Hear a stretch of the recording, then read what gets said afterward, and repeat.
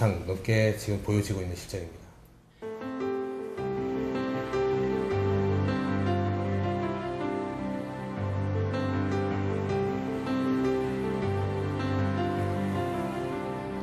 겨울에도 해녀들의 물질은 멈추지 않는다.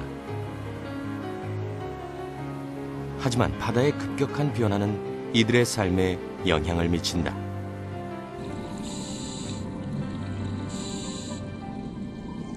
제주 앞바다에서 미역 등의 해초와 소라, 전복, 해삼 등을 캐오던 해녀들은 더 이상 풍년이 없다고 한다.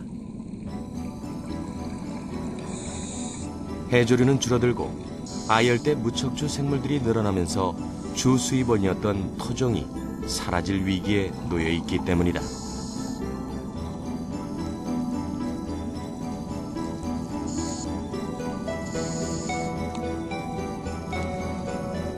이대로 간다면 해녀들은 일선을 놓아야 할 판이다.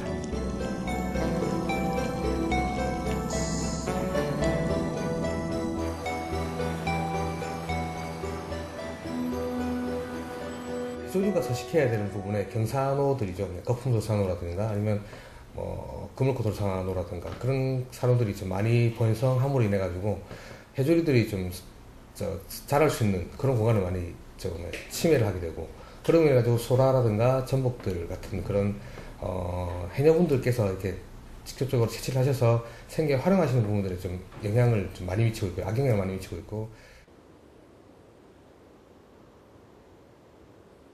제주도 해역의 어종이 변하자 토종 보호에 나선 해양수산연구원.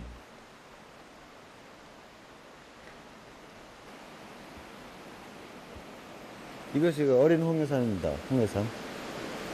6개월 하게 한 2에서 5g 정도 자라는 홍해삼이고, 한 2년쯤 되면 한 300g 정도, 한 200g 정도. 이런 놈이 이제 더 자라가지고, 요 같은 경우에는 이제 내년도 한 5월 달에 이제 방류하게 되는 거죠. 해양수산연구원은 홍해삼뿐만 아니라 매년 다양한 수산 종묘 방류 사업을 벌이고 있다.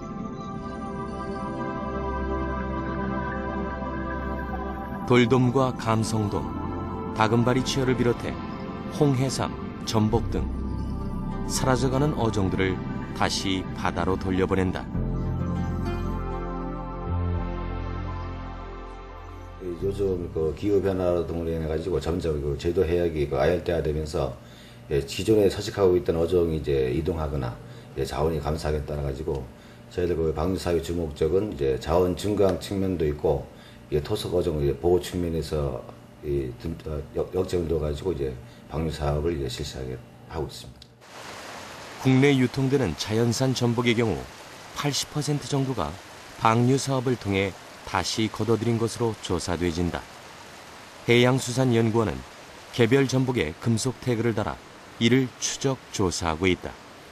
이 상태에서 이것이 한 3cm 정도 되는데 요 금속 태그를 붙여가지고 방류하면은 이렇게 성장하게 되는데, 이 성장하는 태가 각장 한 10cm 정도 되면은 저희들이 어획하게 되는데, 어획하면서 저희들이 언제 방류한 거고 어느 정도 우리가 해수되고 있는 거를 효과 조사할 수 있는 거죠. 최근에는 아열대성 산호 군락 확산에 대비해 폐류 자원 보호도 시작됐다. 아직은 포자 증식 연구에 노력하고 있는 단계지만 조만간 이 역시도 바다의 품으로 돌아갈 예정이다. 지금 제주 바다는 변화와 적응, 보호의 기로에서 돌파구를 찾고 있다.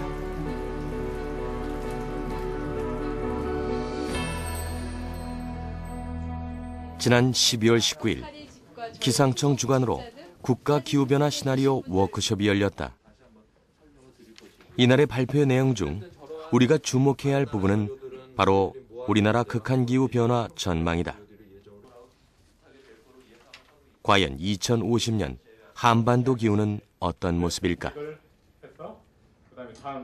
네, 최근 관측 자료에 따르면 전지구 평균 기온이 0.75도씨가 상승한 가운데 우리나라는 1.8도가 올라서 전지구보다 2배 이상 높아진 것으로 조사되었습니다. 특히 우리나라 경우는 지난 40년간 약 1.4도씨가 상승한 것으로 분석되었습니다. 이러한 기온 상승은 계속돼 현재 평균 8.8일인 폭염 일수가 2050년에는 3배가 증가해 25일. 열대야의 경우 30일 이상을 시달릴 것으로 전망돼지고 있다. 집중호우 역시 60%의 증가를 보일 것으로 예상된다. 평균 상태에서 1도씨만 올라가더라도 기후 시스템을 구성하는 각 요소들이 거기에 적응하기 위해서 거기에 적응하지 못하는 그 시스템과 반응을 하면서 이상한 극한 현상들이 발생.